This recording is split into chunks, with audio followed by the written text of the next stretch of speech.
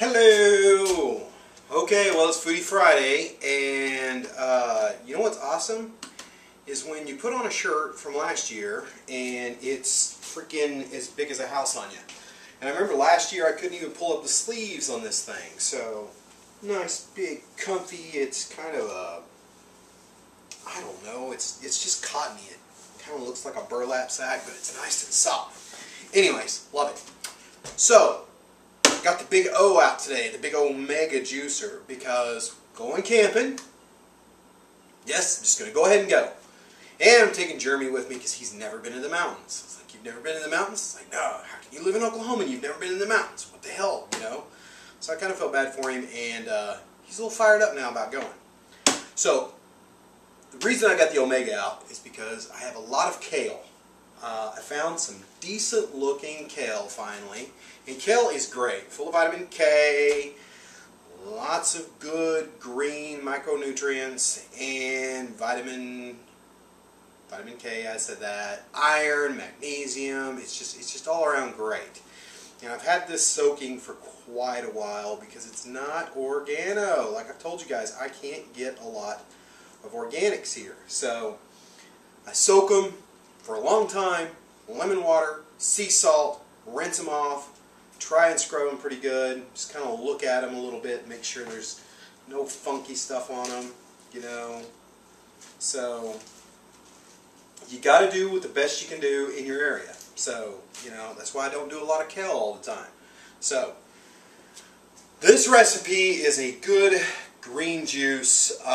If you're just going to make it just for yourself, it'd be like 2 good sized leaves of kale leaves, 2 celery stalks, and 1, maybe 2 oranges. So I have extra oranges. I have plenty of kale that I'm afraid is going to go bad before I get back here. So, and FYI, I am going to stop juicing while I'm in the mountains. I really didn't want to fight with trying to juice the whole time I'm down there. And I don't want to make up a bunch of juice to take down there and try to store with me and not feeling enjoyed. So I'm just going to take some bananas and oranges and a little bit of walnuts and some raisins and just go for it. So, of course, I'll be bringing you guys along. So, let's get to using Mr. Omega.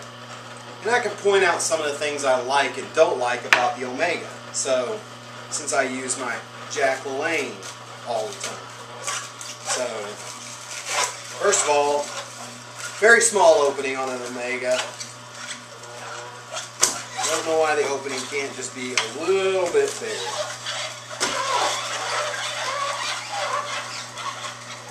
Might work a little better if I strip down one side of the kale leaf.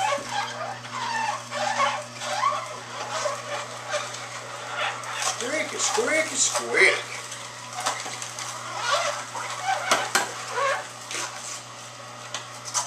I may not use all of this kale, but we'll see.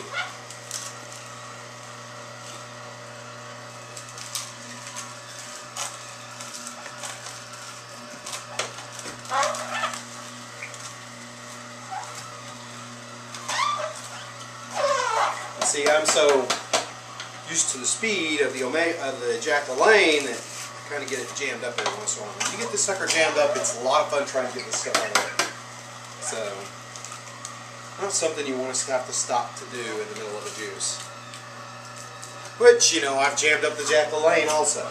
So, suddenly realized that this white shirt was probably not a very good thing to wear while you're making a green juice. But it is a slower juicer. It's got that big grinder in there, the big drill bit looking thing that helps spin it down. They say that when you use a low speed juicer like this, you get 90% of the nutritional values. With a high speed one, it's oxygenated, and you only get like 60% or 50%, which, you know what, guys, I don't know if I really believe that or not, because, you know, I was using a $29 Black & Decker juice extractor for the first 28, 30 days of my juice fast, and then when I got this thing, I switched completely, totally over to the Omega. And thinking, alright, well, if that little juicer was making me feel that much better, this one's going to make it even better.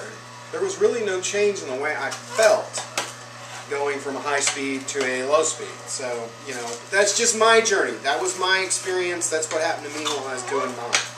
So, take it, leave it. Dare to compare it yourself. I mean, everybody's on their journey. Everybody's going to find what works best for them.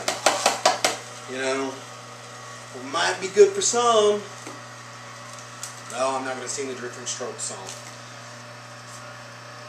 So, and I mean, I've stuck quite a few Kale leaves in there. I don't know if any of them have been paying attention to this, but you see the amount of juice I've gotten already?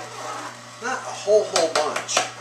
So, but this is very ripe kale. It is very strong smelling. I hope that I can't taste the pesticide on it. I've quit using parsley, and I'm going to start growing it myself eventually. But I can't use parsley anymore because I can taste and smell freaking pesticides in them. It nauseates me whenever I use parsley now. So I've been steering clear of the parsley. Although I love what the parsley does to you. I mean, it's a superfood. Parsley is. I mean, it has got, for such a small herb, it's got such a huge punch of stuff in it. So, it's got a lot of vitamin K in it. I think like one cup's got 5,000 UIs or 5,000 things of vitamin K in it.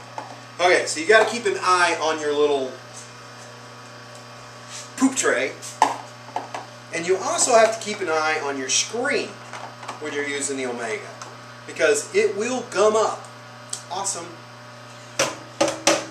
Every once in a while you got to just reach over and knock the pulp off there, I guess, the pond scum. So let's throw some celery in this so we can get some water in this juice.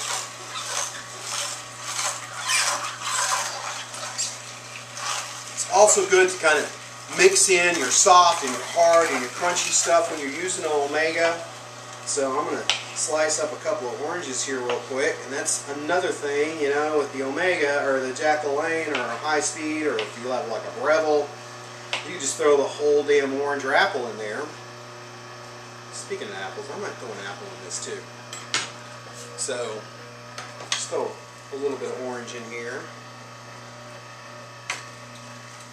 This is going to be a long video because it takes so long to use the Omega. So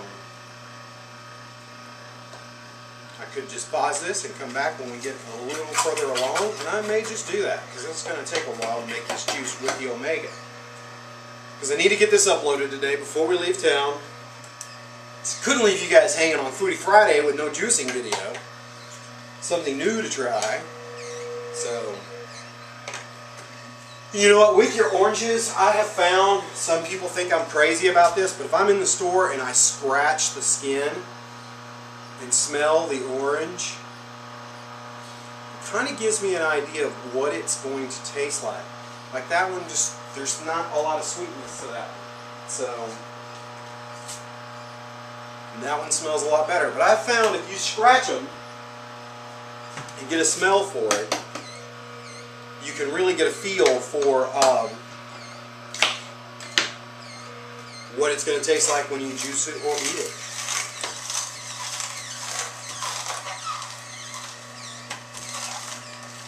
So, something soft, something hard. Stop it! Stop it! Okay, so now I can see that the tray is getting a little full, and my screen is clogged again already. So let's let some more of that juice settle down into the screen. What I do sometimes is just take my knife and kind of scrape and push the pond scum off to one side. That way it can drain through. So let's slide the poop tray over there.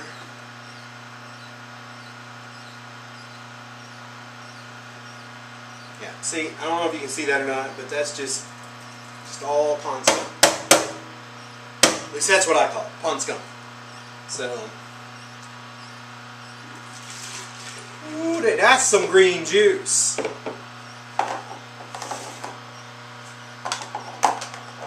Okay, so I'm going to keep making this. I'm going to pause this for a second. Okay, all juiced up. Hey look, I found a little piece of grass, actual grass, in my kale. Alright, so there we have it. Another little quarter thing of juice. And you know, you've got this screen here. I'm going to get juice all down the front of my cap. You've got this screen here that's supposed to be catching any excess pulp and stuff from the juice, right? Add a little bit of sweetness to that. Just wanted to show you one more thing real quick. So if it would catch all of it, for some juice purist out there, you know, let's go fishing here and see what we catch. So, well, it's not too bad, but still there's a little bit of what I call pond scum still in the juice. A little bit of pulp that's still left. So, for $400, this shouldn't leave any pulp in my juice. You know what I'm saying? You know what I'm saying? A boobity bobbity, a bitty bitty boo. So, alright, well, I probably just offended every Italian subscriber I have. Oh, now that's beautiful. It's a great way for me to start my trip in the nature with a nice solid green juice. I smell celery. Hope those oranges were nice and sweet.